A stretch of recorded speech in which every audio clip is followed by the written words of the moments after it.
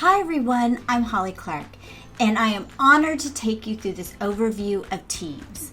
Microsoft Teams is a learning hub extraordinaire, which means it's a secure place for teachers to both organize work in a meaningful and purposeful way, and for students to have access to that same work in ways that help them be successful. So we're going to go look and learn about Microsoft Teams, and I hope you'll love it as much as I do. Microsoft Teams is divided into two sections. As Jenna Lee, two amazing Microsoft Innovative Educator experts call it, they call this the Me section, and inside they call this the We section. So let's go have a look.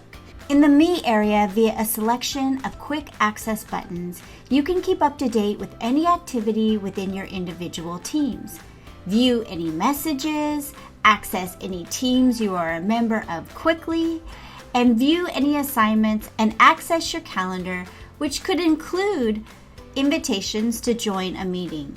You can also gain access to any recent files you have created or are collaborating on straight from this button.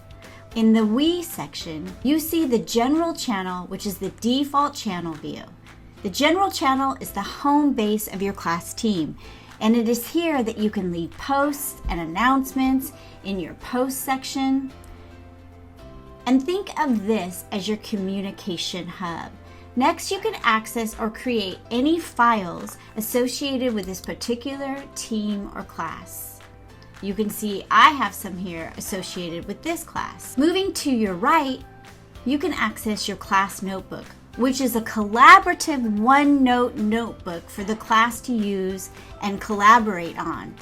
But it's more of a place to share notes, ideas, directions, examples, even exemplars, or anchor charts. Assignments allow you to pass out assignments or create a quiz. Once students begin doing work in teams, you will be able to add an Insights feature to your team using the Tab feature. Once you do this, you can see what activity is happening in your team. You can gain insight into grades, digital activity on assignments, feedback, and communication activity. You can quickly see which assignment students have worked on and for how long.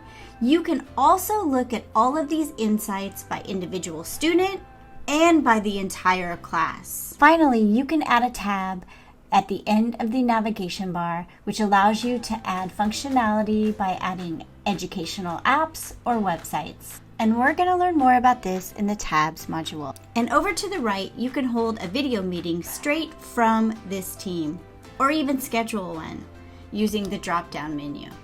One of the best features of Teams is the ability to create channels for differentiated work.